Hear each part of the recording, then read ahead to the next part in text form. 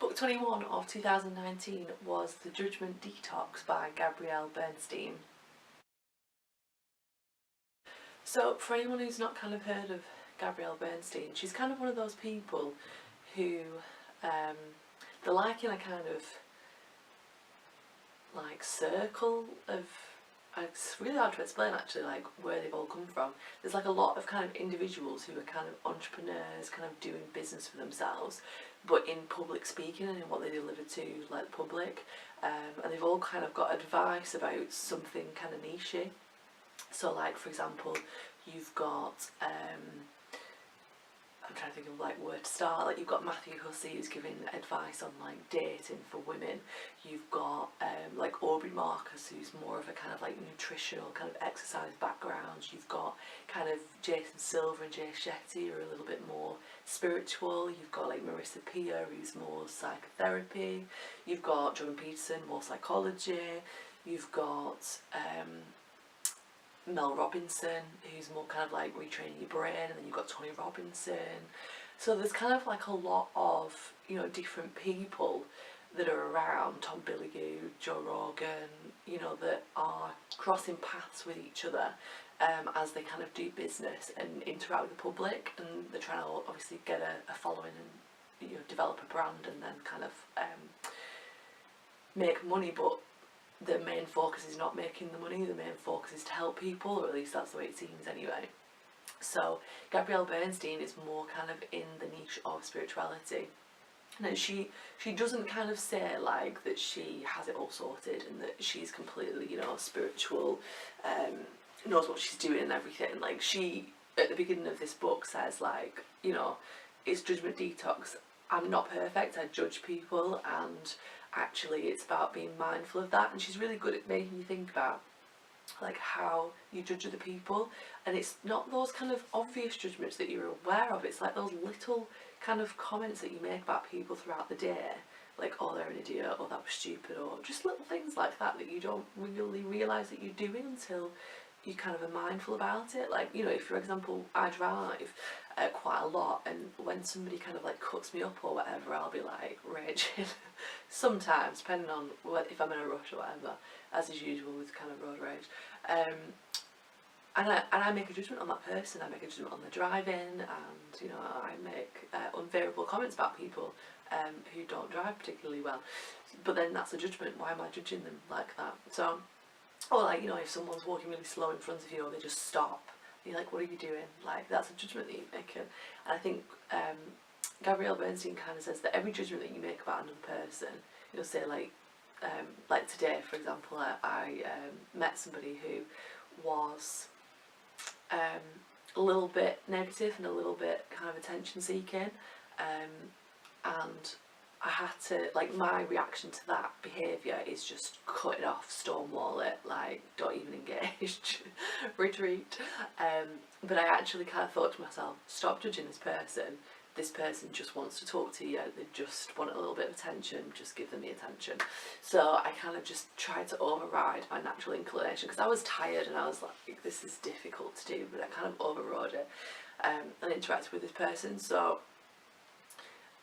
this kind of judgments that you make, Gabrielle Bernstein kind of says that they're coming from wounds that we've had in the past, where we've been vulnerable and we've been hurt, and therefore anybody that is judging another is kind of doing so as a call for love. Like she says, everybody wants love and acceptance, and, you know, wants to kind of feel like they belong.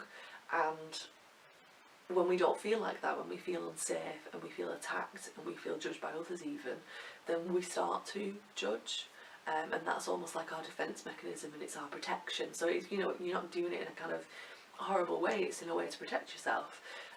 And so Gabrielle Bernstein kind of says, if you become aware of what these judgments are, and, you know, what's triggering you and why is it triggering you, and then what you can do to kind of release that. She kind of says that we've got a lot of kind of built up things that are blocking our happiness that we're not aware of, and that if we try and release those, that then we'll become happier. And she suggests kind of like tapping techniques. So it's like you kind of tap like certain areas of the face like this as you kind of talking about the judgments I can't remember the other taps, tapping somewhere on the face, and you do this while she kind of she guides you through it. So it's a very, very practical book. It's you have to kind of, it's almost like, you know, you could listen to it like I did on audio or read it, but you wouldn't get anything out of it unless you actually did the stuff that she's telling you to do. There's also like meditations in there to do as well, and I think unless you do those, you're not really going to get much out of it, and you're gonna, I think there's perhaps a little bit of resistance to things like that because it is very spiritual, very new age, very kind of like a little bit like, ooh, Lulu, like, you know, like that kind of perception of it that is a bit odd. But, you know, it works for people. People are very happy when they do it, so, you know, why not? Not very scientific or whatever, so if, you know, you're of that mindset, then you won't probably, like, see anything in it at all. If you're very rational and logical and whatever, it's not the book for you. But if you're a little bit open-minded to, like, try new things and stuff, then, you know, it might work for you. So she basically says, like, there's different steps that you should go through. Like, it says, like, a journaling technique, which is, like, just write down 15 judgments that you've made during the day. And then it's got lots of columns on it, so another column might be, okay, think about, like, how that judgment made you feel. And then, like, thinking about, like, why that's triggered you. Is there a time in the past that that's happened? And, you know, kind of almost, like, trying to understand, like, why you're doing that. Like, why are you judging people like that? Because if you are happy and content, you don't really judge other people, or this is the argument. I mean, you know, she says as well about, like, you know, gossiping behaviour, you know, when people are proper judgy, and it's almost like a bonding ritual between certain groups of people. It's quite frequent, really. If you, like, drop in and out of people's conversations, you can hear, like, bitches going on all the time. I tend to kind of, like, not engage myself in that kind of talk, but you can get drawn into it without even meaning to. And what she says is that is other people trying to find a temporary release from their own pain by heaping all their pain onto somebody else. And she kind of, like, says it in a kind of spiritual way, in the sense of, if you are being very judgy and negative towards someone, you're sending that to them, and that's obviously going to not feel very nice for that person. She says there's meditations that you can do where, you know, if you just send a person love and you can cut the cord of negativity with them, then that kind of makes you and the other person feel better. You know, she says sometimes that you might have judgments about people who are really horrible to you and really nasty to you, and that it's kind of your job to be the more loving person and to be kind of thinking, okay, this person is horrific, but is there something about them that I can appreciate, that I can... She says look for the light in people and pretend that that's the only thing that you see. You know, every single person has some light in them, has something good about them, something to be grateful for. She says, you know, don't accept people for what you expect them to be. Like, just accept them for who they are. And, you know, we expect sometimes for people to turn up in the way that we expect them to. So, like, we want them to be nice to us, we want them to be kind of interesting and, you know, like, entertaining or whatever. But we shouldn't be expecting people to be like that. We should be accepting them how they are, how they come to us. And, you know, there's lots of people that are flawed. Everybody's flawed in some kind of way, and some people will find more flaws in others than others. But by kind of, like, accepting the person who they are, that's far more helpful and kind and compassionate than trying to change somebody. Like, it's not helpful or kind to do that. Like, you should just, you know, we all kind of want the best for people that we're close to, and we can see things in them that would benefit them to change and benefit them to realise about themselves. But what's actually more kind and loving is to reserve that judgment and to just accept them how they are and understand that in time they will get better at those things and they will grow and be better. But you can't force that on someone. You're robbing them of the opportunity to discover that for themselves. And whilst you can be helpful and you can say certain things to guide them, it's not kind to, you know, judge that person for not being there yet. I find this really difficult when I'm interacting with people who are a lot younger than me, because they've not got to the place that I'm at yet. And it's not an age thing, it's an experience thing, I think, as well, because I've met lots of people that are older that are similar, like they've not got there yet. But you can see when they're getting there, and if you actually observe people close enough, you can see how much change they actually make in such a short amount of time.